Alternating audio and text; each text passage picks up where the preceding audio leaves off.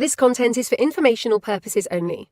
You should not construe any such information or other material as legal, tax, investment, financial, or other advice. Nothing contained on here constitutes a solicitation, recommendation, endorsement, or offer by Draper Goren Holm or any third-party service provider to buy or sell any securities or other financial instruments whatsoever. Hey everyone, it is me. We are here. Joseph is here too. Say hi, Joseph. Hey, what's up? Boom, boom, boom. We're recording. Good morning, everyone. Hey, everyone. Hey, everyone. Hey, everyone. Hey, everyone. I am recording this on the computer now. Hey, everyone. Hey, everyone. Hey, everyone. Hey, everyone. Boom. All right. It says it's recording. Boom, boom, boom, boom, boom. I am apparently recording. The entire bottle of control. They're all exactly the same. Crypto art, and then what it really is an NFT. Wow. Eddie wants to slap the bag. So this is the next best thing. DeFi is going to be a bubble. It's provably scarce. With Mad Dog. Crypto, gold, and silver. Transparent substance. Take my money, start a war with it. Without further ado. Cheers to you, brother. Get shit done. Because the system has to collapse before that. My corona. Cheers. I feel much better now. Cheers. Wow, that was heavy.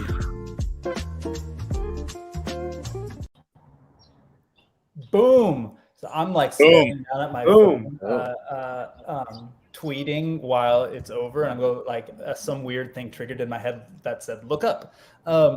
Guys, John mentioned to me right before we went live that all social media and YouTube and Twitter and everyone's having problems, and I've been on calls back to back. So of course I went down this rabbit hole of looking things up and trying to see what's down, and then I just saw a random tweet and was going to reply to it and had nothing to do with anything because ADD. Welcome to Blockchain and Booze number 150. 150 weeks straight of never missing a week and doing Blockchain and Booze. That's pretty radical.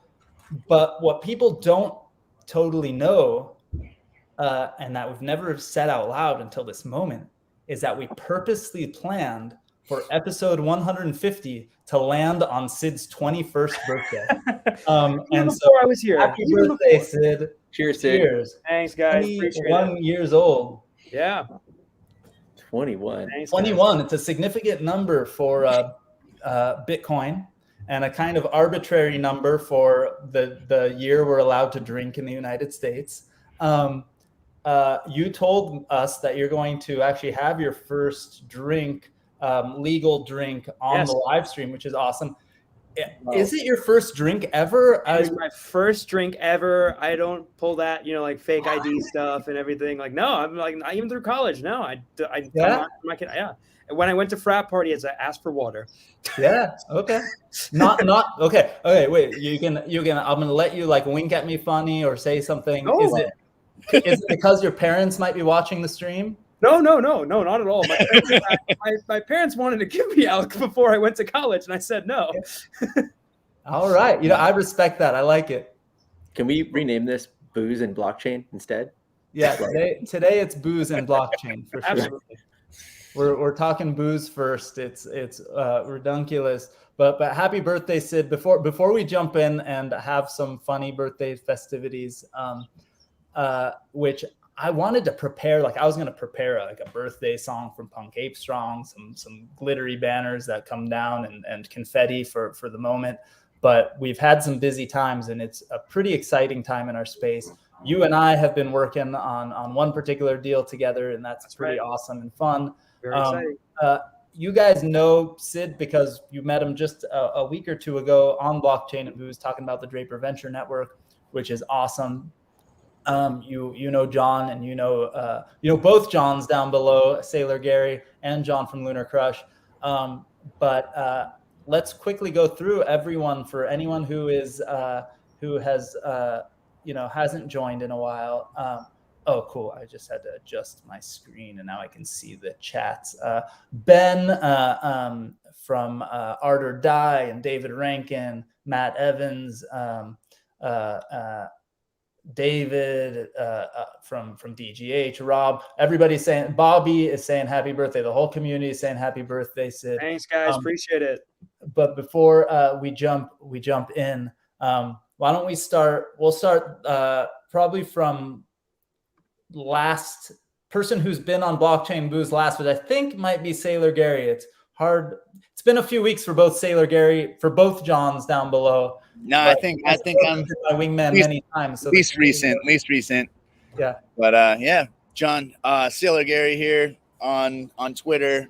Otherwise, it's John. We have a world-class distillery and a Web3 company building and curating toolkits for consumer packaged goods. And then we kind of created a partnership called Spirit Punks between the two companies, which are building Web3 brands and showcasing some of those fun tools. So, and here's a Reaper edition full body Sailor Gary. So, which is good times. Rich says, Sid, that you don't look a day over 21. Oh, thank you. Appreciate it. John Farjo. Yo. How's it going, dude? It's going very well. I'm happy to be on blockchain and booze and blockchain. Booze and blockchain tonight.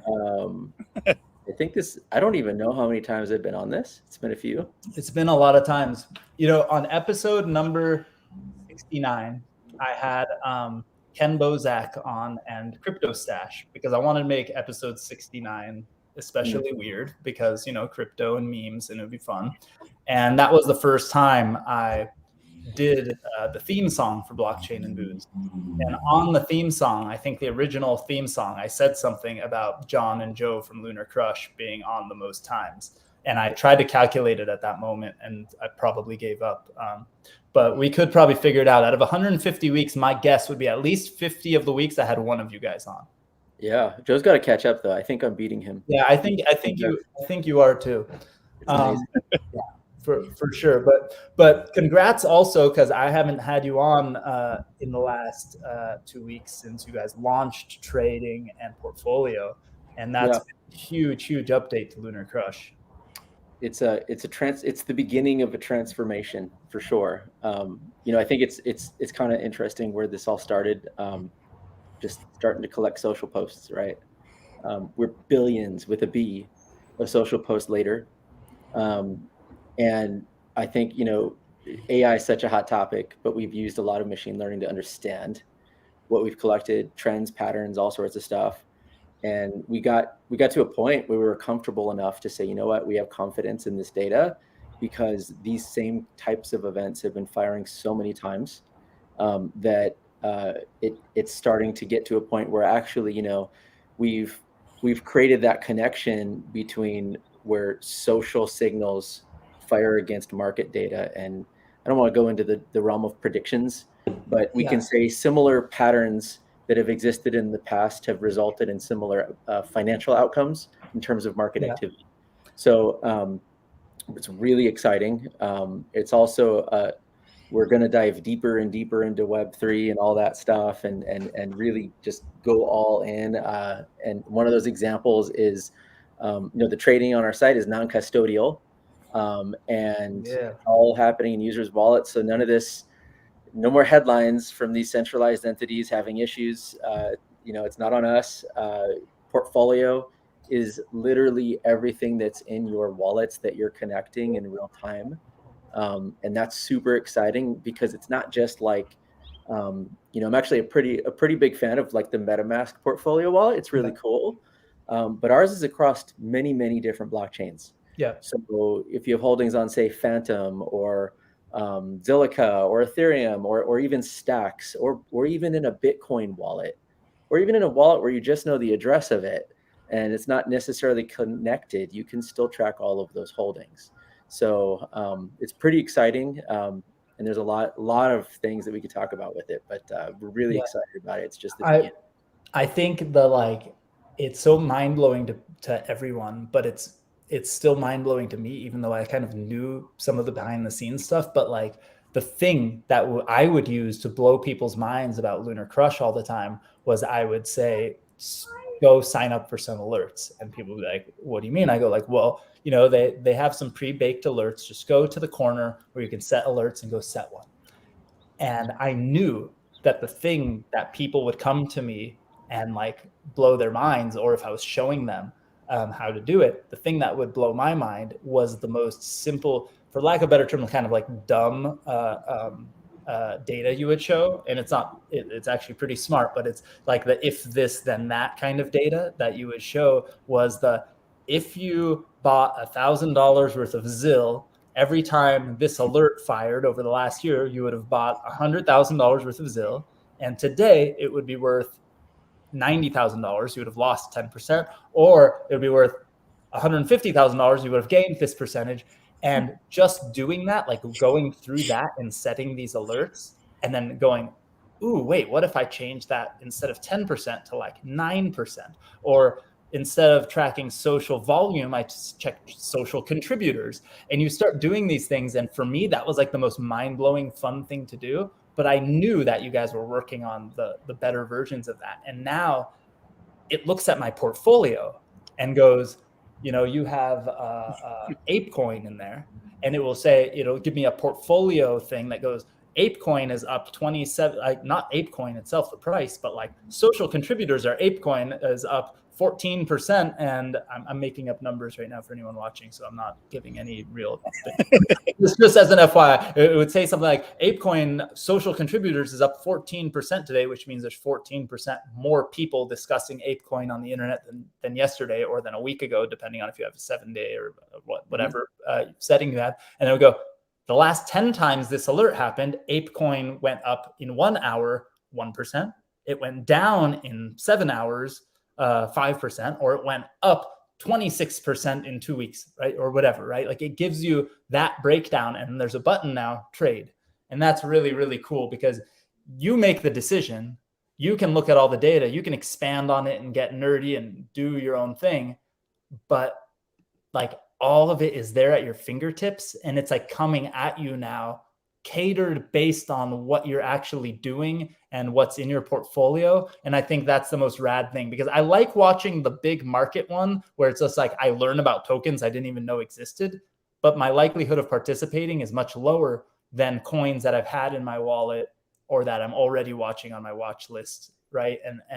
But it's so freaking cool. I just say that, like, when you think about like an insight firing on say ApeCoin, right? ApeCoin, you know, if let's say that there's like a social volume insight and we're like, yeah, you know, within a few hours later or a week later or these days later, it typically performed like this. And then, so it's one thing to see that fire one time. Yeah. And it's sort of an anomaly, right? But it's another thing to see it fire 27 times and to say that on average, for the most part, it averaged up 6% after that social move. So the big thing here, the big innovation is quantifying social activity into market movements, and then creating that transactional tool, like through trading, and through looking at your portfolio 37 times a day with real-time updates. And as you make the trade, it updates your portfolio. We're actually running nodes for every one of these blockchains in the background, which allows us that when these transactions confirm on the blockchain, the portfolio is literally updating right away. So there's no third-party reliance on anything. It's literally like we're running Bitcoin, we're running Stacks, we're running Zilliqa, we're running Ethereum, we're running Phantom, we're running all of these things. And we can tell you right away that that portfolio updated faster than anyone. So, and I think that the other interesting thing that we're just scratching the surface. Like, let's take your ApeCoin example. Let's say you're probably like a lifelong holder of ApeCoin at this point. So you might be trading off some of these insights or not. You know, you might just be buying and holding, but you might buy 37 times. Yeah. You might sell 11 based on who knows what, tax purposes, whatever, right? But as these insights fired inevitably on your ApeCoin throughout the time period that you've held it, what happened before and after? You know, did they work? Did they not? Is there confidence in that? Is there not? Like, and so there's some really exciting things to that I think we can bring. Oh, you guys are gonna unpack so much stuff, and then you're gonna be able to go like watch a random wallet in the that's using Lunar Crush, and I don't know if that data can be for everyone. I think it can be because it's decentralized, but you can basically be like, Sid.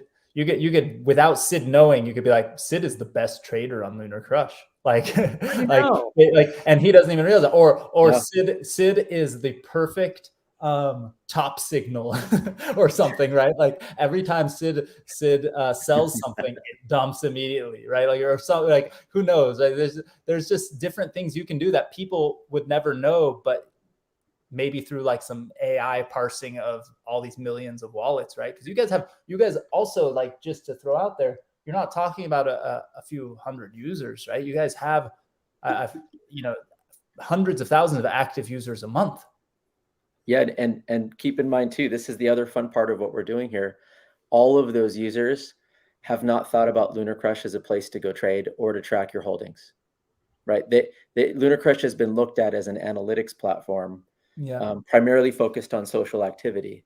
And so we're sort of creating this entire new audience and building that as we go. And I think one of the most exciting things that we've seen so far is that, like, for example, like, I'll throw it out, like Veracity promoted the fact that their token is now tradable on Lunar Crush. And now their community is coming into our site and trading. That's interesting. I didn't even think about that, like from the launch of like a token announcing that you can trade their token on Lunar Crush is now a thing. And right now we've tightened up just a little bit. There are 1,200 tokens tradable on the site. So across blockchains, multi-chain swaps, there's a lot. I can't log into my Stacks wallet. I've been trying to. I locked myself out of it. But I have the seed words, but that's not the password to unlock it. So I have to like uninstall and reinstall. Oh, no. And so once I do that, I'm gonna try the cross Stacks. But I did cross chain to Zilliqa, and it worked really well. Yeah. It was really cool. Yeah. I traded ETH. I swapped a little bit of ETH on Ethereum for Lunar on Zilliqa. And it worked. It was really cool. And then I went the other direction. I was like, I'll sell that tiny bit of Lunar that I just bought back to getting ETH on Ethereum, just to like, because I had never done a cross. Just to feed the miners. Yeah, exactly. I've definitely spent more on fees than I bought in anything, but that was to test the system. But I did actually do a real trade on across on Ethereum because of an insight. I don't want to disclose what it was or what, because I'm testing it right now, and I'm gonna see if my $100 bet did as good or better than what Lunar Crush said it did the last 10 times. So it's gonna be pretty cool. It's been really interesting. Like, we've been testing off of those insights and back testing and seeing if it works or not. And like, it's interesting because, nothing works all the time, right? So it's not like, oh, you see an insight and it says it's going to go up 10%. So you're absolutely going to make 10%. Well, you might make, I'll give an example. Last week, we had many insights firing for Graph protocol, or for the Graph, I should say. Right. I just had a call with somebody from the Graph. They were super cool. It went up like over 100% since then. But the insight said it was only going to go up like 11 based on past insights. Man. And so and then other insights kept firing just on the Graph throughout the whole way. And in fact, even the fact that price was moving up, there's insights on the fact that the price did that. Well, the last time the price did that, it also did that.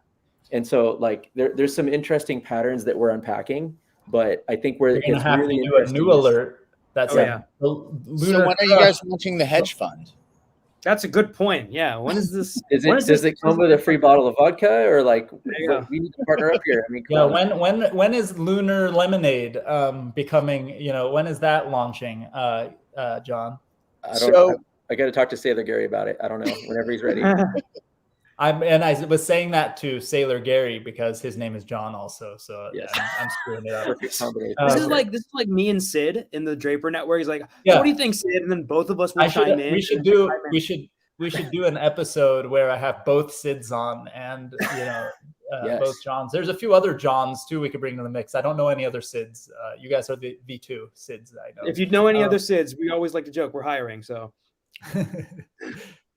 but wait, Sid, you didn't really. You've been on, so you didn't really introduce yourself yet. Introduce yourself really quick, and it's going to be a parlay into talking more about what Sailor Gary does too. And then I do think we should have John show us some of these screens of the new features and stuff in Lunar Crush. But first, let's do a little birthday celebrating. But first, Sid, tell everyone what you do at the Draper Network and what you guys just launched. Yeah, for sure, guys. So yeah, I'm Sid, handles right here on every single platform. I'm one of the two Sids in the Draper Network. Like I said, basically Tim, me, Sid M, we have Baron Davis, and of course Joe from Lunar Crush as venture partners. We essentially created an entire syndication platform built on our sort of Tim's Angel List, aka Draper Decentralized, that allows people like Alon to actually hyper-capitalize a lot of their bets.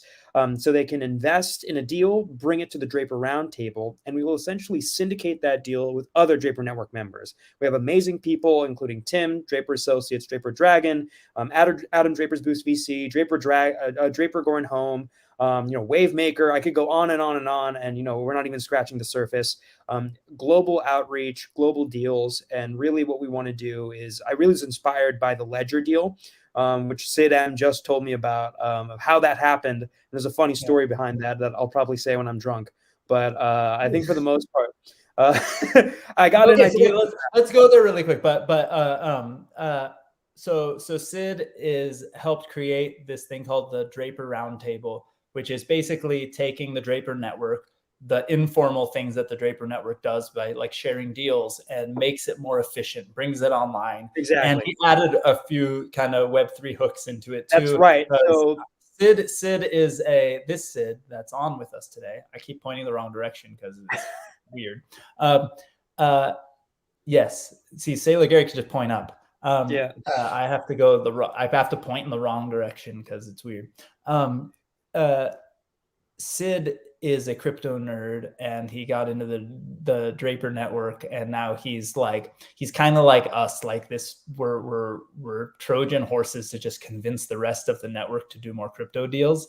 And so, even though this is sort of supposed to be agnostic to all industries, the first deal that's on here is a crypto deal. They're making everyone get like a special NFT that gives you access to the thing, and it's where it's going is we're gonna start making DAOs.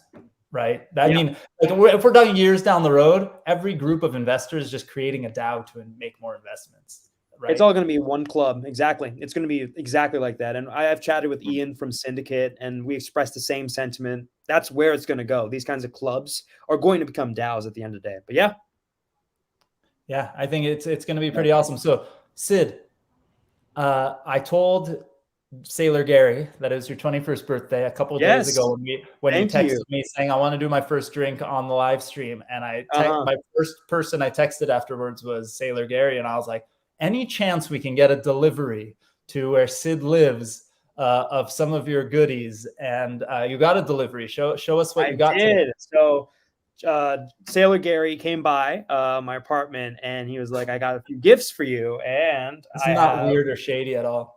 The first one, which is the board vodka. Yeah, that's Punk Ape Strong Edition board vodka bottle right there. This probably will not be my first drink, but I will definitely enjoy with my parents or friends. Thank you very much. We have the premium. This is actually what's going to be my first drink ever. Yeah, premium vodka. 40%. I'm going to get completely screwed up.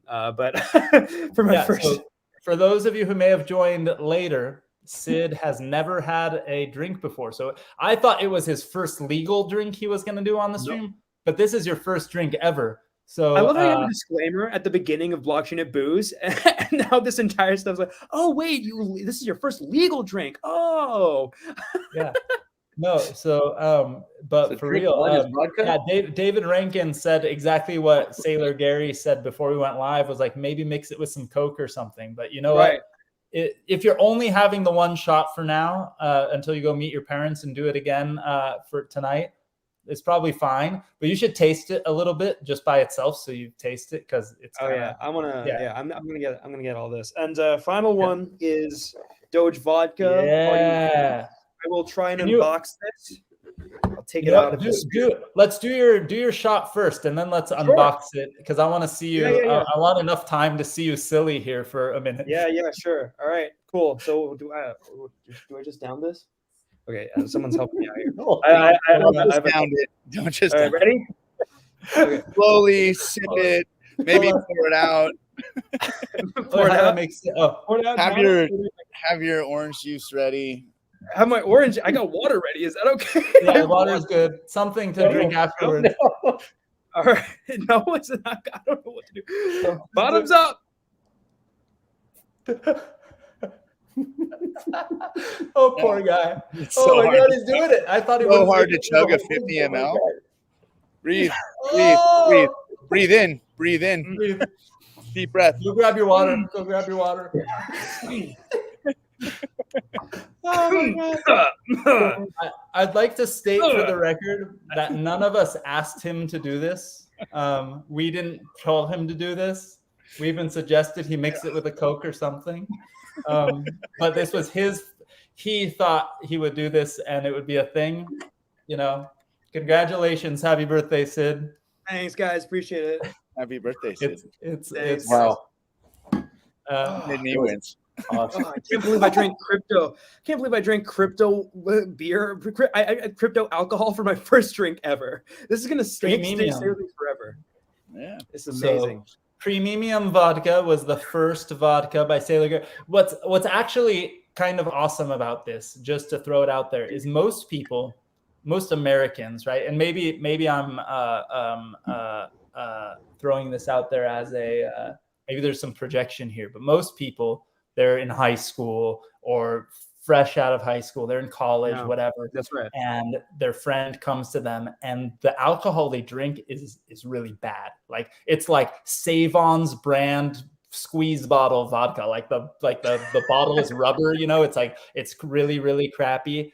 But Sailor Gary's distillery is literally like USA Today named it the #1 craft vodka distillery in the country. So you're drinking, your first shot of vodka was actually like the best stuff. It wasn't, the average person's really crappy. It may or may not be notable, and it may or may not help with tomorrow. Alternative, I think it definitely compared to water. It's good. How you feeling, dude? You good? It's good. It was good. I liked it. It was all right. It was all right. It's nice. Nobody recommends drinking straight vodka, for the record. It tastes like how rubbing alcohol smells. And it's like, like before you get like your vaccine and stuff, it's like I'm like having that on my taste buds. It's like you put like a vaccine on my taste buds. Oh my God. It's such a funny thing. He's now when you go out to dinner, have yourself. People would like suggest to me like you're gonna love this beer or whatever. Yeah, I now have acquired some tastes for some beers and things as I've gotten older. But just having like a yummy cocktail that's a cocktail. Yeah, to me, that's the reason why alcohol can be fun. I don't love the craziness of shots and I don't drink a lot in periods of time unless I'm. Yeah, with I'm like probably gonna get like Pink Whitney or like I want to get stuff like that. Like I'm having a party at like with all my friends and family on Friday, right? So I'm getting alk then, and I was trying to call. Just bring out the Punk Ape Strong board vodka. Yeah, I don't think anyone who drinks vodka will be like, "Holy crap, where'd you get this?" I don't think that's gonna happen, but I'll go for it. Everyone's gonna look at this and it's like, "Oh my God!" They're gonna roll their eyes and look. Another crypto thing. Yeah, Sid. exactly. What kind of scam are you trying to sell us today? Exactly. There you go. They're gonna say that like a rug pull. Like they're gonna say all that stuff that I've always heard. But very excited. This is awesome. Sailor Gary, we need to. My favorite thing is to throw out puns, right? So alliteration is the thing. That's why I said lunar lemonade, right? But like. there should be like a rug drum or something, or I don't know, rug. We do have a Sailor Gary's rum coming out in a few months, which just is kind of upon itself. You should alcohol, check out what a bottle of Admiral Nelson looks like and just kind of copy it. Here's one of my 21-year-old stories. I don't know, maybe I wasn't 21, I was 18. No, because I don't think I really drank much before then anyway. But when I was 18 years old, or at some point between 18 and 21, maybe, when it was, oh my God, Ben just said in the chat he owns rugstain.eth. But when I was at some point around 21, probably, my friends called me up and were like, we're driving up to Chumash Casino. And I was like, guys, I got school tomorrow. I got no money. I can't go up to Chumash. Like, what are we going to do? Chumash, from where I live, is like past Santa Barbara and in the kind of boonies near where basically somewhere between LA and San Francisco when you drive up north, but a little closer to me. It's like 2 hours away probably. And my friends, I don't know what bug got up somebody's butt. They're like, we're going to Chumash and we're going to gamble. And I was like, guys, I got no money and I got school. I got work, whatever it was. I told them no. And they were like, we're going to stop at In-N-Out on the way. And I was like, I'm only bringing $20. And they're like, okay. And so they picked me up. We stopped at In-N-Out. So there's most of my money. And then my friend decides I'm stopping at a liquor store because we have to drink a little because we have to drink a little. And my friend, being some kind of cheapskate, or us being the age we were, we went there and he wanted to get some Captain Morgan or something. And the guy said, I've got a good deal on this bottle right here. It's just like Captain Morgan. It's this thing called Admiral Nelson. And it's basically what I just told you, Sid. It's like the plastic bottle version of vodka you buy at Avon's, of rum. But we went to bring it, and my friend poured some in my Coke that I had, like my In-N-Out cup with Dr. Pepper or Coke or whatever it was. And I took a sip, and it was kind of strong. I didn't want to drink it. So I was like, but I'll sip it while we're at this place, and then we're going to drive 2 hours back or whatever. And it was just this fun hangout session. And as we're walking up, the security guard's like, hey, guys, no outside drinks. And so I was like, oh, shit. So I just drank, like I sipped through the thing as much as I could handle for that moment. I threw away in the trash, went in there. And I made like $200 gambling in like the 1 hour we were there. And then we drove home. And the long running joke amongst my friends is that Admiral Nelson is super lucky. And so for every bachelor party and every event my friends have had since then, I go to Bevmo or wherever I look online and I buy the giantest, like 2-liter plastic giant bottle of Admiral Nelson as a gift to that person. And it's just this long running joke amongst our friends. It's disgusting. It's really bad. John, were you about to say something? Well, I looked it up. It's $10.99 for a big bottle. It has to be good, right? Oh, God. It's painful. You know what's funny is that every single time I buy it as a gift, I have to force everyone to do like a half shot each. Like we all line up and we never fill up the cup all the way. And we all do a shot together. And it's like this long running stupid joke. And then that bottle sits there at whoever's house for the next like 10 years. Like every single person has their practically full bottle of Admiral Nelson they didn't drink at their houses because nobody wants to drink it. Did you ship a bottle to Sid by chance for this? I sent him the good stuff, you know. I haven't. Sid and I need like another 3 months of hanging out together for me to punish him. Yeah, that's right. That's right. I have to have a few more deals on my belt for us to like for the real intensity to kick in. But yeah. but okay, unbox. Let's talk a little bit about the Doge bottle that you have there. Sailor Gary, tell us about that and tell us what inspired it and how people can get that. I feel like this is an infomercial TV show. It's, Doge is a limited partnership with the ASPCA. There's a founders edition only available through an NFT. We built a fun tool on spiritpunk.io. Let's think about a way we can do a giveaway of one of those rocket passes, because I have a rocket pass to give away. I would love to give away to somebody who's watching. Let's think of a way we can do that for blockchain and boozers. Oh, dang. Okay, Sid, you're unboxing it already. There you go. Let's go. What did I do here? I clicked on the wrong thing. No, this one. There we go. Look at this. All right, so Sid, pull the bottle out and show the bottle up close. That's Sure. Like a little. It looks like artisan level. All right, let's take this out. Wow, this is all right. Let's put this down. There's a note here too that I'll look at. But this is the bottle. Cool. Dang, I like the Doge. I like the Doge dog looking through the rocket ship window. Yeah, that's sick. It's cool. Good. I can't read any of this stuff. Yeah, gold in New York International in June. We're through the sale of around 8,000 bottles between the collections.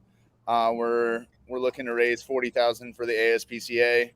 So it's not just a names for gains campaign. We fully intend to do only good every day, kind of through that element of the meme project, while also kind of bringing kind of value propositions to the Web3 scene.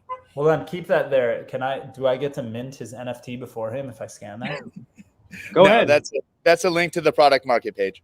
We have a token gated marketplace. I actually wanted to mention, without having talked to John or Alon about it, we have the ability to kind of token gate price tier products on a distributed marketplace. And we were planning on token gating the entire Lunar token to get 10 discounts for the next week on our Spirit Punk marketplace. Sweet. We can also token gate NFT collections. So we're about to launch, kind of announce. Here's the move, because I'm not going to give, I'm never going to tell somebody and do the financial advice thing and tell anyone to buy a token specifically. But if you download the Lunar app, you sign up, you interact, you earn Lunar token, and you get it for nothing, not for nothing, for playing around with the app and sharing insights and things that are cool. And then you could then use that Lunar token to go to Sailor Gary's website and get a discount. That's pretty cool. Love that. That's utility right there. Integrated utility, kind of trying to add value, where we see it. But yeah, we're going to kind of announce a NFT partnership, kind of token gate and roll out over the next we'll announce it in about 2 weeks, but we'll be announcing kind of week-long partnership, kind of price tiered access to discounts on our website, but at the same time, we're here to kind of show what these tools should look like for Web3. Hopefully we inspire, brands across sectors and across industries to see what, Web3 commerce should look like. That would be sick. That would be awesome. And I'm super excited for that. So we should do a blockchain and booze session when you launch it, and we should announce it and share it and everything. Coop just posted, I don't know what this is specifically about, but he said, "Hey, Alon, what about you and me doing 88 in the new DeLorean?" So Coop, I think you and I have to meet somewhere and do at least 88 miles per hour in the new DeLorean together. I feel like Coop, if you guys don't know Coop and haven't hung out, by the way, I didn't do this at the beginning, and I should have.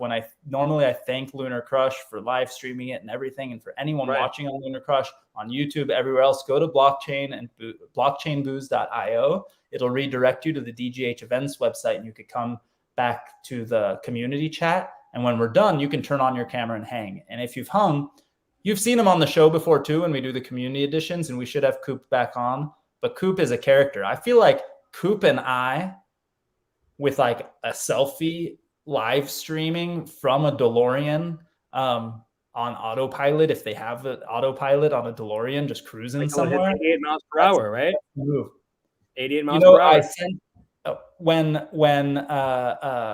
you guys launched one of the latest features on Lunar, I remember trying to tell you guys, I think I sent you guys a screenshot of a Tesla running Lunar Crush on the screen while on autopilot going 69 miles per hour because I felt like that it was showing Doge on the screen too, because I was like, I have to like tie this all together into the most ridiculous meme you could do. I feel like that's something. Just throwing it out there. Yeah. There you go. Let's take the suggestion. Sid, how are you feeling right now? Good. I also wanted to unbox a ledger that I had. This is an unboxing video. Sorry to hijack it, but I got this ledger, and it reminded me of like why I started the Draper Roundtable in a way. So, what's that kid? What's the name of that little kid who's more successful than all of us, and he's like a bazillionaire now that all he does is just unbox toys on the internet? Yeah. Evan's Toys, right? He did it with Legos or something, right? Yeah, of course. Yeah, he's crazy. His sister's also, amazing. Like I used to watch them all the time when I was a kid. I have a huge Lego collection, by the way. We should do a new thing. Sid does a shot and unboxes stuff. That's Sid unboxes physical NFTs. Yeah, yes. This is the physical NFT. It's a Ledger Nano X. Got it for my birthday, and I was like, no, it's a really funny story. Now you got to connect it onto Lunar Crush. Make some Ledger Stacks. That thing looks sweet. I can't wait for that thing. Right. Let's that does look really cool. Yeah. By the way, I should have them on. Throwing the Ledger. That's like those Instagram videos where someone's showing their entree and it like falls off. That was it's a stress test. Moment. It's a stress test to make when sure people like bent the iPhone like 10 because like people like were saying, oh, you can break the iPhone 10, and people tested it out. My friend did that and it broke, and he had to get a new one because he was so curious. And what did they say about curiosity and cats again? Got real silent afterwards. It's a saying that exists. Sorry. See, I'm such a lightweight. I'm like halfway through a beer and I'm feeling drunk. So you just took a shot and it's your first one in your life. So I'm feeling for you. Yeah, no, it's So you're feeling good? Good. Yeah, no. What else are you unboxing, Sid? I have a pack of mint. No, I'm just kidding. I have so much stuff here. Like when I'm at my desk, I have so much like clutter, and then like anytime I have a meeting or like something like this, like a live stream, I'm like, all right, let's clean this up. Let's clean up the entire place because I don't want people judging me. But like that's what happens, and there's just so many boxes laying around. I remember you gave me the big white box. It's still out there, John Sailor Gary. It's still there. Like the big white box is there. I'm going to use it somehow because I'm brown. And, we just find ways to make use of that in our households. Reuse, recycle. Exactly. Reuse. Waste not, want not. Yeah. There you go. Let's go. Let's turn this into an environmental podcast now. I love it. Okay, Coop, we got to find a DeLorean. And we're going to get together and do that. John, I would love, because I talked so much about it the other day. No, I'm not sending. I will not condone that. By the way, my kids, David said we should have sent you a half baked. It's like a cannabis thing, but I was gonna throw out there that my kids will force me to burn or trade an NFT if after the reveal there's a cigarette or a joint or something, anything related to smoking. My kids will be like, get rid of that thing. It's done. So I had to tell the half-baked guys, you are not allowed to license Punk Ape Strong and put them on any cannabis packaging. Maybe my other one, but not Punk Ape Strong. He doesn't condone smoking. Sorry. But John, I talked about it for a long time on the last episode, and you talked about it earlier. Could you share your screen a little bit and show us some of those insights? We talked about it a lot. Yeah. If I can get this to work. You just, John, if I'm not mistaken, you listed DAG recently, right? Well, that's part of it. That's part of it. Yeah, I mean, it's what we need to do is end up like supporting the entire DAG, like their blockchain, the Constellation blockchain, and do more there. And so I think there was a contract on, I think it was Ethereum, I think, or Polygon, I can't remember, that was bridged. Okay. And so that's something that we're going to look to kind of enhance on that side of things. But yeah, I mean, we listed, I think we have about 1,200 coins right now. So that's Nice. just one of them. Yeah, I remember there's a lot going there. I made a thread on the block DAGs, and I forgot that I'm associated with Tim, right? And everybody was like, "Oh, check out block DAGs." Tim Draper saying this. Like, no, he's not saying this. I'm saying this to inform people. So it was like a whole thing, but it was. I do these threads to inform and summarize a lot of the sort of hard topics, but hey, maybe Lunar Crush could do it next, but you never know. Sure. Yep. So I'll go through this real quick. So this is logged out what people see on our site, and Lunar Crush, as we say, trade what people can't stop talking about. And if you think about what that means, we focus on cryptocurrencies, NFTs, and stocks, and we track every time that someone mentions a specific asset. And so for cryptocurrencies, that includes, I think we have about 10,000 coins or so. I don't even know anymore. Have to look that number up. NFTs, we're tracking hundreds and hundreds of different collections. And for stocks, we have about, I believe, the top 700 stocks. The entire S&P 500 is in there. And we're tracking every time someone mentions tickers, hashtags. Sometimes if someone just says Bitcoin or BTC, and there's a lot of variations of these assets. And so we track the mentions, we track who they come from, we track the engagement on the posts that those are posted in, we track the sentiment of all of them. And over the past 3.5, almost 4 years, I guess, we've tracked more than 1 billion posts at this point. And so we even track spam. And spam is even an interesting metric that we've even seen decrease a lot lately with a lot of the changes that have been going on Twitter. And so we take all that data, and you can track your portfolio, and it's your first socially driven portfolio. And so your holdings will speak, basically, your portfolio, the things that you're holding, if there's any insights across all of that social activity that are firing based upon if there's like market movement in those, and then there are social metrics that fired along with that market movement. We keep you informed.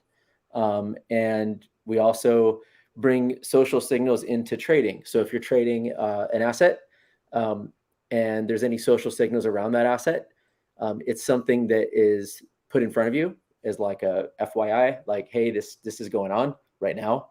And so we bring that in front of users, and really we just kind of look at this as like, it's like making your investing smarter, where, whereas you might have just been staring at price before and think you can draw lines on the chart and understand why something moved the way it did. Turns out it's a lot more complicated than that. And there's a lot of data around the community. And one of the really exciting things is with the launch of trading and portfolio, it is going to enable us to do a lot of different types of metrics, because we have a vast amount of on-chain data now. And so we'll be able to do things like correlate social activity to like wallet growth, number of transactions, number of holders relative to social engagement. There's new metrics that we'll end up being able to develop on top of all that. So it's sort of like we technically could have a block explorer across all these chains, but we can also layer social data on top of that. So super exciting. It's all available on the web and via an app. I want to throw out there that I've had a couple, talks with people in just like the last week where they were like they felt the desktop app was a little overwhelming when I showed it to them, because they were like, this looks like it's for advanced traders. And I told them, I was like, you spend a little time and you'll realize like it's not that. It's not like the weird TA kind of stuff that people are posting about that feels like over your head if you spend a little time. But if you're like 99% of people and most of your looking at your token prices and things like that happen on your phone, the mobile interface is the best crypto product that exists. Like if you go and like, I think I said this on the show, and I know that I'm biased and a big fanboy, and everyone knows this and laughs about it sometimes. But when I went on like one of my last super long work trips, and I felt like I was disconnected from crypto Twitter and disconnected from being online regularly. I spent the first thing I did when I got in bed at night after, saying goodnight to my family and whatever, I literally am looking at Lunar Crush and just going down the feed and seeing the latest big social things that are happening in crypto.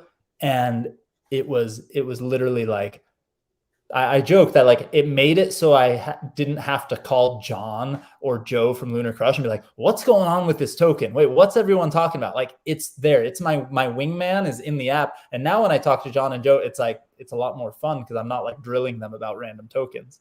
But it's really, really valuable. And I recommend for anyone, especially if you like, want a little bit simpler, like a more concise segmented user interface, the mobile interface is killer. And there's a lot more that we're going to be doing around mobile as well, with trading and portfolio tracking, and there's a lot there. And there's just a couple other pieces that I would say here. Wrapped around all of this is the Lunar token, and that is a utility token that is really focused on interactions that users are bringing into the app. One of those examples is we have a little, you can think of it like in Twitter terms of is like a thumbs up or a thumbs down kind of stuff. We have a feed of posts that are on the site, and users, by providing feedback on those posts, help train the system, and it helps make the system smarter. So there's, if you think of this at scale, posts are coming in constantly in a feed to Lunar Crush. Those posts are classified. That classification and by sentiment, and is it spam or not, and is it relevant or not, is it helpful, is it useful? And so users on the site that use the site actually make the classification smarter. And so Lunar is an incentivization system built around that. It's also designed to get people to keep coming back and doing other actions. And I'll say, with the launch of trading and portfolio, there will be additional actions that will be wrapped around Lunar that we have not yet introduced. So it's pretty exciting. And there's a lot of really cool things to look forward to there. Another use of Lunar is on the right here, you can see we have an API. And so we have lots of exchanges, developers, hedge funds, lots of different entities using our API. An example would be Coinbase uses our API on their public pages for each asset. And so they bring in social metrics that we have, including some of the proprietary metrics that we have, like alt rank and galaxy score and things. They display that stuff on those asset detail pages. And that's all through the Lunar Crush API, which is also powered by Lunar. So like developers pay per call, and most of them are paying with Lunar. And so Lunar's sort of this thing that wraps around this ecosystem, and it's pretty exciting. So, and with that, let me switch this tab. Here we go. So I'm logged in here. And so user creates an account, they log in, they come in, they connect a wallet, or 2 or 5 or 25 or 100 wallets. It doesn't matter. This account has various, this is really a MetaMask wallet that has assets across various EVM chains. Yeah. Which is pretty cool. And we support, oh gosh, there's 10 chains on here, but from Avalanche to Optimism, Arbitrum, BNB chain, Phantom, Polygon, Ethereum. Those are all the EVM chains that we currently support. We're going to expand that further as we add even more on here and more blockchains, but we also support Zilliqa. That's especially due to the fact that the Lunar token originally was minted on Zilliqa. However, it's also on Ethereum and Polygon and BNB chain. We also support Stacks wallets, their Hero wallet, which is a really nice user experience. Really like it. If you don't lose your password. Yep. Yes. Remember that password. Yep. I made the password too secure. Yep. So you can see in here, there's like, I can filter by networks, and like I can see recent activity that has been traded. And you can see that these wallets have this much money in it, and it's up this much over this last week, which is pretty nice. And so when you look at all the assets in here, you can see where these assets are. You could even click in, and you can even see this in the, like, there's like a block explorer that links to. I'm not going to click out. You can also trade each of these assets. Your wallet that you're showing us is up 82% in the last week. Correct. So fun stuff. So Matic had an What's insight. the now we got to compare that to what Yeah. the industry is up right now or down in the last week. What's the benchmark? It's been good this last week because of crypto's been so connected to tech. Yeah, but right? 80 something percent.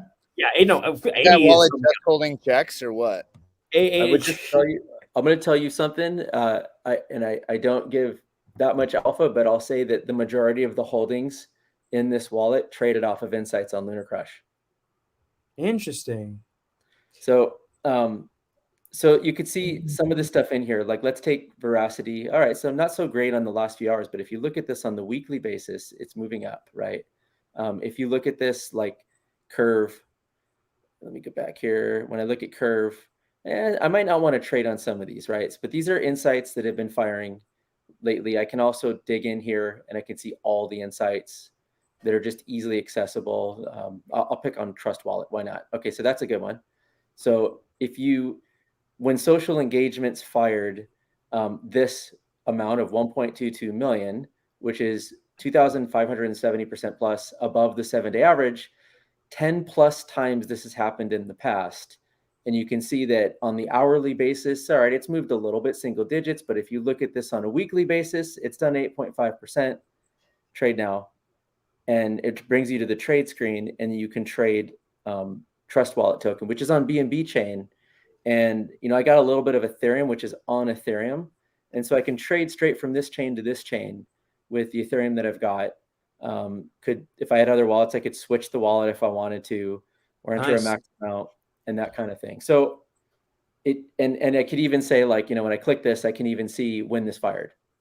So I could see all right, so this social engagement metric fired. I'm looking at the weekly data and it fired here, and that's pretty interesting. So that might be that spike right there. So I also have this Discover section here, and this Discover section is a live dashboard that you can customize. And so you could say I only want to see stock data for stocks, for example. I think I have a stocks thing in here somewhere. Stocks complete. So this one just shows my stocks, and it'll update this in just a second. But you could see social mentions are for Tesla are way up and all of that. I see Coinbase or I might say I don't know if I have an NFT one in here, but I'll just go back to this default one here. This one here is only about cryptocurrencies, and you can create more dashboards, and you can see all sorts of insights on them. And so again, you can do settings and change all that. I'm not going to go into all that right now. I could click this Veracity insight that happened to just pop up 17 minutes ago. And I can kind of go through that. I could say, you know what, on average, 10 plus trade. And I have an error there because I'm on local. But you can trade that insight. And so pretty exciting stuff. And so that's largely what it's doing. You can also go in here, hit cryptocurrencies, and you can see all of these different cryptocurrencies that you might be used to seeing. Can filter them by any metric that you want. This one's filtered by something that is called AltRank, which takes social and market data together, and it gives you a really interesting view that you might not normally look at because it's driven by social. So that's pretty much it. What there is to show at the moment. Pretty much it. I mean, what's funny is when you say pretty much it's so comprehensive. Well, portfolio by itself is pretty much it's I say it's a product, but it's a company in itself, right? And then trading is essentially you've launched a cross-chain decentralized exchange aggregator also at the same time, which is a company. And then Lunar Crush, all the insights and all the stuff, just the data is a company. And if you put it all together, it's just insanity, right? Because Coinbase showing your data to all of their users is because they know that seeing this data makes people trade more and it makes people want to participate more, right? But you're now incentivizing people to make those trades direct, right, at the source in a non-custodial cool way. I literally got a Lunar Crush alert this second, right? And I'll say, everyone always asks, well, what's coming? And I'll just say it now. One of those things that we're doing is like, if you own Woo Network here, right? If I owned Woo Network, did I buy it off of an insight? Were more insights fired while I owned it? How did those insights perform? Can I brag about it? Can I share that experience? And I we're sort of after like we trust these insights, and everyone needs to be skeptical in crypto, right? Like when you see something that averages, plus 50%, you're like, yeah, right. But if it happens, and you experience it, and you can actually visualize and see that over time through like a profit and loss like UI with insights, we're focused on that a lot because we believe that it's not just one insight, and people don't just trade one time. I might buy Woo Network 500 times or 10 times, but seldom do people buy once and then go away. And so we're looking at like, how do we deal with profit and loss? How do we deal with those insights alongside profit and loss? And so there's a lot of interesting outcomes from that. And it's, we believe it really helps with the trust of those insights. Will you add, so like Paul just threw something out there and it was related to stocks. Obviously there's no such thing as non-custodial stock trading. Well, right. actually, as I said that out loud, there are people doing like weird crypto derivatives of stocks or hearing, but not exactly. But he pointed out like, hey, Robinhood UX works. And I said, yeah, but without any of this data. Are you guys planning on potentially adding centralized exchange mediums for some of the trading here so that you could start trading stocks directly off of this? Or, any just throwing it out there is just interesting. It is interesting. I mean, we're looking at all sorts of things. We're focused on crypto at the moment, but like I'd say when you think through that user experience of stocks, it's just like structurally different than crypto. It's not connect your wallet. It's not portable. It's very structured towards an entity. Like if you trade on E-Trade, you trade on E-Trade, right? Yeah. It's not portable in Robinhood. And that's due to the extreme centralization of that and the rules and the regulations around it, right? And so, I mean, those groups could integrate your API like Coinbase does. They could, they absolutely could, and we could potentially integrate them, and it could work both ways. And so, and there are potentials for anything, and there's not a lot I'm going to give away, but I would say that there's a ton of things that we can do around these different asset classes and potentially even others. So, hey, John.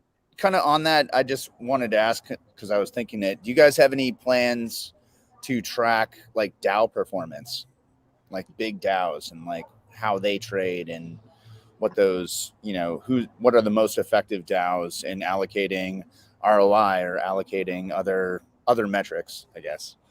Just kind of again, that's one of those areas we're looking at. Yeah, I mean, we can classify what a DAO like Lido DAO or something like that. Like we can classify that kind of stuff. There's also other metrics that I think that's where it gets into more on-chain data versus just like, social mentions. I think there's other aspects to a DAO because you get into a lot of like verifiable transactions. Even partnerships with some DAOs are kind of interesting, right? Like, and I think those are all things that we definitely could dive into with more of the on-chain data. But yeah, it's really exciting for sure. Definitely. I think it's really cool here. I'm going to go back to showing our faces big on the screen. So, I think there's just so much stuff here. Even Ben said like, hey, what about ENS Vision? That's a little interesting because then it's like you're trading singular ENS names, right? So it's like cheeseburger.eth. Is it worth more than poo-poo.eth? I don't know, right? And then that gets very interesting, but I think that's maybe too granular, maybe for the moment. No, maybe not. I mean, and the magic there is not tracking mentions, and the magic is not there tracking sales. The magic is in both at the same time. Yeah. And I'd say even looking at that's again back to on-chain data. It gets into like, well, how many times did it get passed around? How many sales did it actually have? Did the floor rise or fall? Or you get what's the structure of that thing that was passed around? Is there 10,000 of them? Is there one? There are multiple owners of one? Like, so there's all sorts of kind of, cool dimensions to look at there. Yeah. I mean, it would be cool because you could, I mean, there is like some way of basically filtering and going like anything that is a word. Like, I mean, the programming of it wouldn't be that crazy. It's just that like there are whole communities around it, right? So like anything .eth is an ENS name, right? And so how do you say, you know, there's more social mentions of Alon.eth versus poo-poo.eth, but Alon.eth is not for sale and it's never going to be, right? So it's like, it might have more social something, but it's not as popular. But like, if you're thinking about buying an ENS name, like you're looking at what was that rugstain.eth, you can go like, oh my gosh, there's actually been thousands of mentions of it or something, right? And then you can go, wow, that might be more valuable. And then you could go to social contributors and realize there's like two. And it was like, oh, it's the same two dudes saying it over and over again on Twitter. That's meaningless. I'm also interested in like, I don't know, let's say that Ben Affleck owned benaffleck.eth and Ben sold it. But when Ben sold it, he had a lot of clout across a lot of different cryptocurrencies and posted 12,000 times over the last 2 years. And then he goes to sell it. And doesn't that have a lot more clout than I bought John.eth, and it's cool, 3-letter domain, and that's worth a lot of money, but it's kind of like has no history. Mm-hmm. So I mean, there's at least one dude that's on this live stream that wants to buy it from you. Yeah, if you have John.eth, John Farjo.eth. You know what's funny is a bunch of people hit me up with Alon.eth, and one of the guys was like, my name is actually Alon, like, let's do a deal. And I'm like, so is mine. Like, I didn't squat on it. And actually, wait, Sailor Gary bought me a .eth domain name, right? That was like, I didn't have one. And he just transferred it to me. He's super. Oh, wow. So, yeah.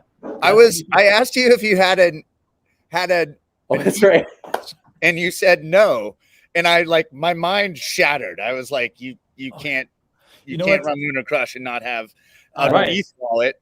I did something like dumb also. Like I bought like punkapestrong.tez and punkape.eth and punkape, and somehow like I totally forgot about it. And then out of the blue, I got a text from Mr. Suit, and he texted me. He's like, I just sent you punkapestrong.eth or one of those, and I was just like, oh shit, how did I forget to buy it? And it's like when somebody does that, you're just like, you know, it's like it's again, it's just very meaningful when someone goes out of their way, because we do stupid degen things and test transactions and spend hundreds of dollars in ETH on these random things, especially when ETH was way higher.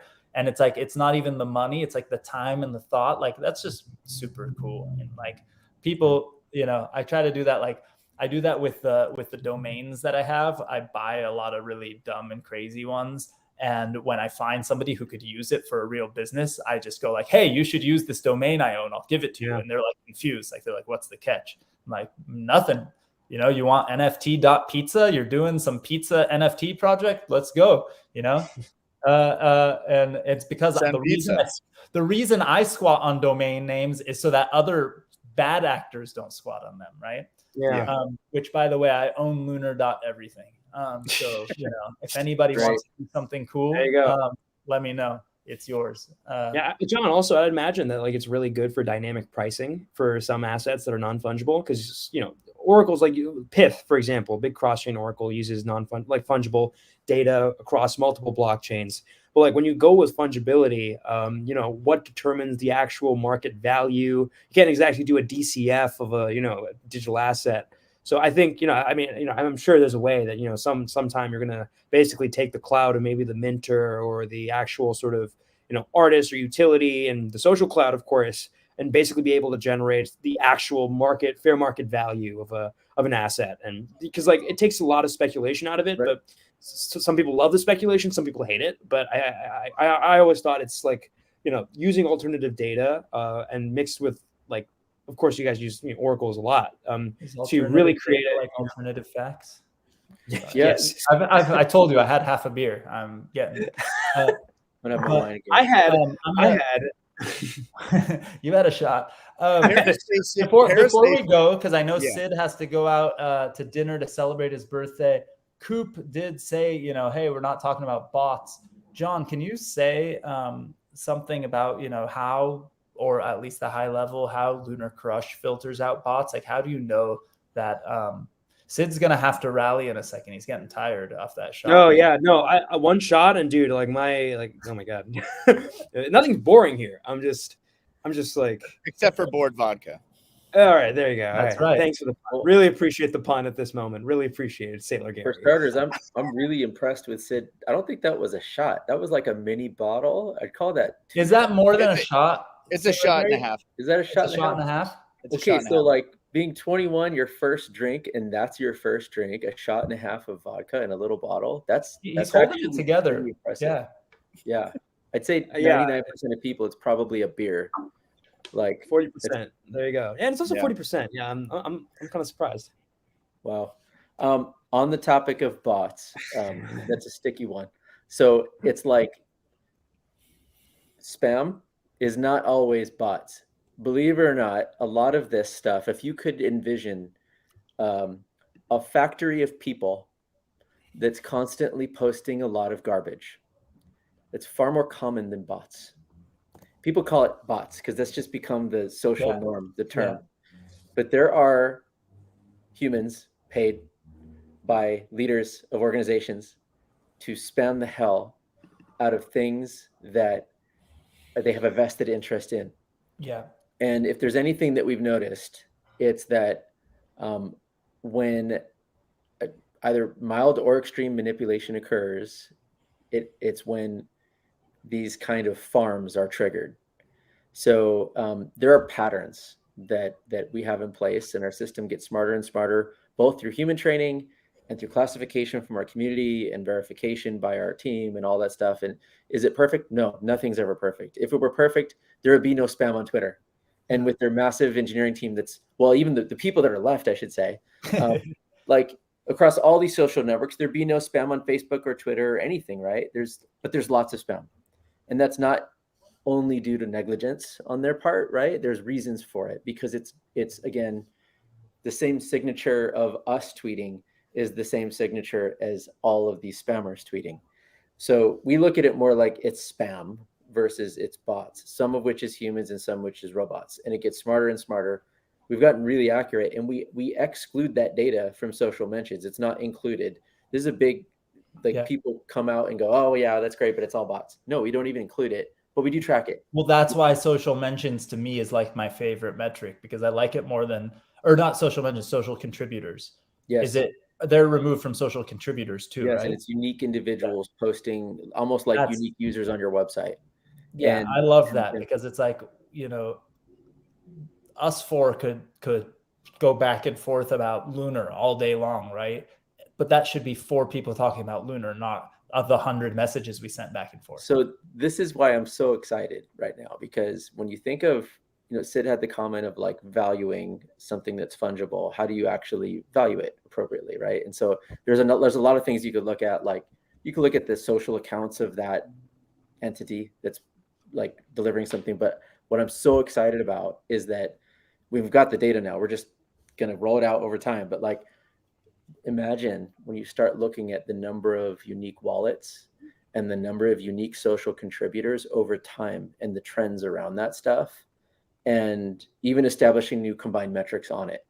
So these are all things that you can look and social volume, and then you're like, wait, the average social contributor posts 4 times, right, or something like that, versus another asset where the average social contributor posts 8 times. It turns out, who knows, I don't know what the correlation is, but maybe the correlation to price is that when more people post less times, price is up, or less people posting, maybe there's a sweet spot. And there's things that we won't be able to understand without the data set and without analytical tools to look at it. And I'm sure that AI will think of it in different time frames and different things than our arbitrary systems or our brains look at it and see it in different ways, right? It's like, yeah, I mean, like you can see my own Twitter handle like so many times lately. I've been like, what excites me the most about this space right now is the convergence of crypto and AI. And if you look if you look at like the price performance, the reason that portfolio was up was because a lot of those assets were AI assets that were purchased based on insights that were firing. And if you look at that, from the standpoint of like, man, like you can't have AI without crypto long term. It just period won't work. You have to have smart contracts. You have to have an incentive system. You have to have a way to autonomously generate payment for certain things and to create quality. And so it just gets really, really interesting. And I think, you know, when you look at kind of everything we're talking about, we're really well positioned to take advantage of all that. And like, it's really exciting that people are, it's almost becoming like pop culture in a weird way. Like every time I go out, I'm hearing people talk about ChatGPT and AI, and all of a sudden people are experts at AI that never even heard of it. Oh, it's ridiculous. I mean, that's the thing though too, is it's why a lot of people have come to me and be like, we should start investing in AI. Should invest in that. And I was like, they're like the really, really smart, like super genius people I know 10 years ago were talking about investing in AI. I'm pretty sure we're now the exit liquidity version of it. If we're thinking about it through the crypto lens, like just play with it, because now for the first time in consumer products, I'm not going to invest directly in it, but if somebody's utilizing it right, then I think that's the place to be in. I think it's you have to actually do unique things, because the engines now have been built for many, many, many years. And there's people who are building like neural networks 10 years ago and all of these things that are just wild. And I think that like, if you were going to start today with my thesis is I'm going to invest in AI because I played with ChatGPT or whatever, you're not looking at it through the right lens. I liked, John, you had a lot of insights into how it's going to change user experience and user interface. And I think that's interesting, because my kids, when they want to hear a question, it's partly because I use like Siri so much to dictate things and to do things. They just go ask Siri, right? To me, that's where the AI gets interesting, right? Because it can ingest all the up to the minute data and do all sorts of interesting things, and then create user experiences and user interfaces that we never even dreamed of, right? I think there's just so much there, but anyway, exciting. We got to get moving. We're 20 minutes over time. Sid's got to go celebrate with his family. I got to go have dinner with my family. I know the rest of you got to get home too. Sailor Gary, are you cold out there already? Like, yeah, dude, like it was light. I could see the sun out there, and now it's like pitch black. It's still a little nice. The full moon is rocking it for you. Move your head. That's the moon behind you, right? Is that the full moon behind you? No, it's a street light. Oh, street light. Oh, okay. Oh man. My romanticized version of your background was way cooler, but it's a real background though. It is the real world. But guys, before we go, Sid, happy birthday, dude. Congratulations on turning 21. Thanks, guys. Really appreciate it. I already checked, by the way, everyone. I did the dad thing before we even sent him the booze. I asked him if he was getting a ride to dinner with his family and if he's got an Uber or what he's doing tonight. Because so drink because you're 21 and it's silly and have fun, but don't just drink because you want to drink a lot. I mean, if you want to make up for lost time, do it with your family. That is the best time to do it. Absolutely. But be careful. We love you. We don't want you to get in any get too crazy. Have fun. As they say, get bored responsibly. That's right. All right. There's the plug. Show everyone that beautiful bottle of Board vodka again, by the way. Let's go. I mean, it's the most beautiful bottle of vodka I've ever seen. Yeah, both. The Punk Apes. Where is Punk Apes? I'm trying to put him on the screen here. Here we go. See, here we go. Punk Ape Strong approves the message of getting bored responsibly. Look, you know what happens when you drink too much? Oh my That's God. what happens when you drink too much. So be responsible. But John, thank you for being on. Thank you, everyone. If you're watching on one of the streams, feel free to hop on to blockchainbooze.io. I'm going to switch it in a second so that you can turn on your camera, hang with the community. Any last words, anybody? Any plugs? We did a lot of plugging, but we'll have Sailor Gary back on to some of these announcements too. Killer. Thanks so much, Alon. Thanks, Pleasure, everyone. Pleasure, Sid. Pleasure, John. Thanks, guys. Happy birthday, Sid. Thanks, guys. Chat soon.